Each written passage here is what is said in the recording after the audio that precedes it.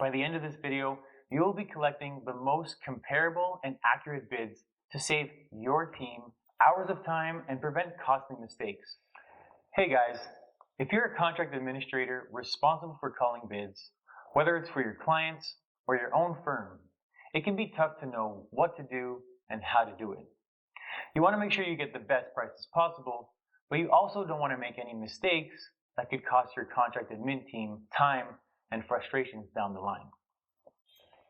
Most people don't realize that there are actually 5 common mistakes that contract administrators make when calling bids. These mistakes can end up costing your company time and money if they aren't avoided. In landscape architecture and civil engineering, a tremendous amount of time goes into preparing the project documents. I'm referring to all the drawings, the details, and the specifications that you and your team have put together. You've spent hours meticulously combing through all of the minute details in order to ensure a successful project delivery. And now you're ready to collect bids and select a contractor. Don't skip out on these 5 critical tips during this process. My goal for this video is to show you ways to make the bidding process as efficient and as smooth as possible. On top of that, if you conduct a great bidding process, you will also minimize conflicts during the entire construction phase of the project. So let's get right into it. The first mistake contract administrators are making is not sending out an itemized bid form or schedule of prices. If there was one thing I would highly recommend, it would be to clearly define the scope of work you are expecting the bidders to price, item by item, line by line. This includes providing quantities and units for each item. You could put the onus on the contractor to analyze all the grades, the specifications, and the details, and have them provide lump sum pricing, but you're setting yourself up for potential conflict. Time and time again, I've been involved in bids that require the bidders to do their own takeoffs, and the feedback I get is that the bids are all over the place.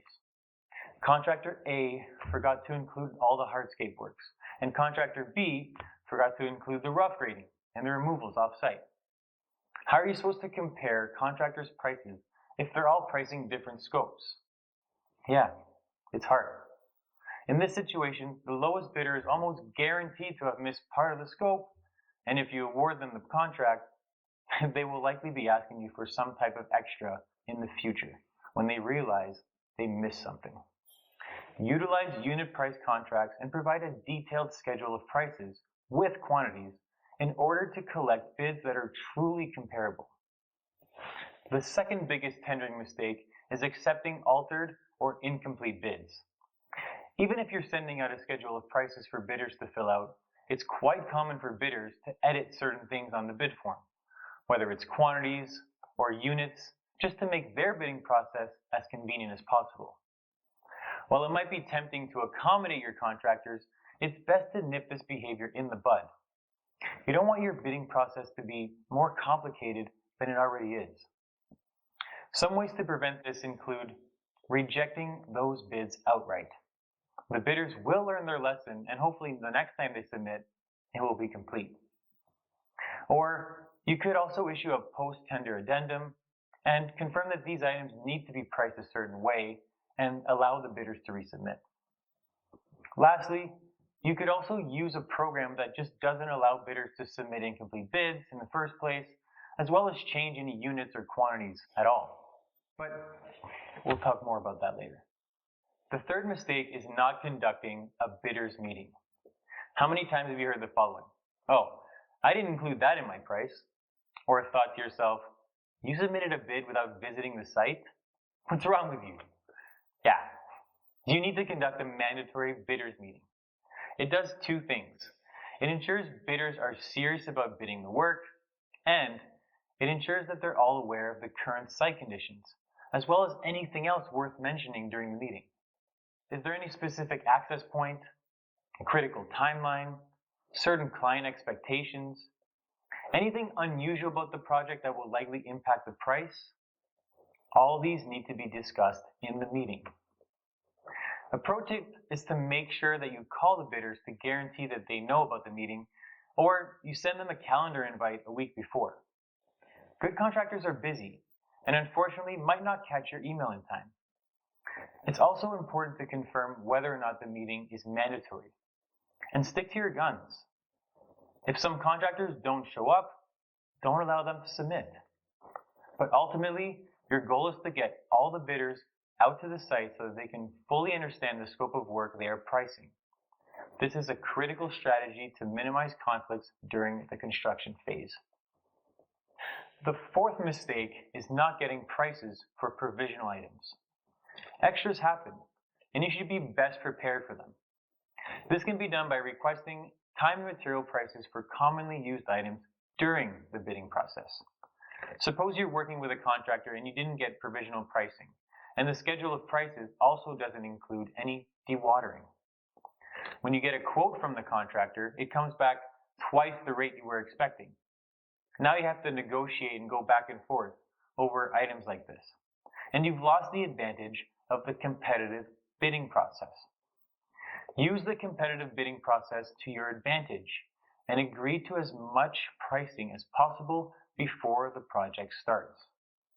This streamlines your change order process and minimizes your overall stress and worry that the contractor will take advantage. You can even develop a standard list of provisional items that you could use for every project. That way, you're covered for most situations. Start with a commonly used list of equipment or tradespersons, and then go from there. Just make sure you're getting those rates during the bidding process. The fifth and final mistake is conducting the entire bid process manually. If you're spending way too much time managing your bids, you need to consider a bid management platform like Contract Complete. During the bidding process, you can easily track bidder engagement from start to finish. For example, will they even submit a bid? Have they read the project documentation or downloaded the drawings?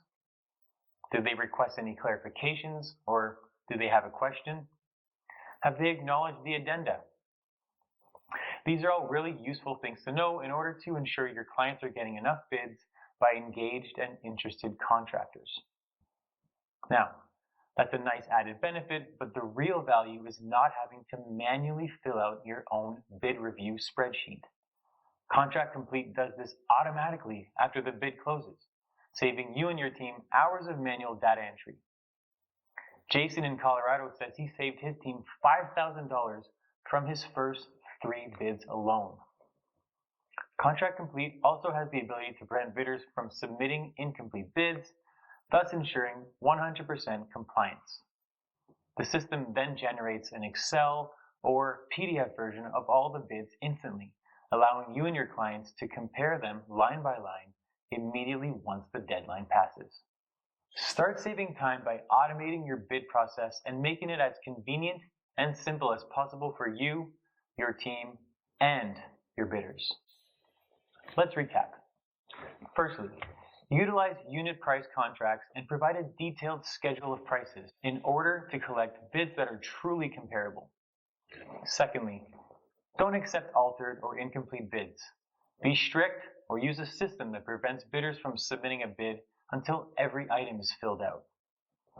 Thirdly, conduct a bidders meeting and get everybody on the same wavelength. Fourthly, collect provisional time and material pricing to minimize price gouging later.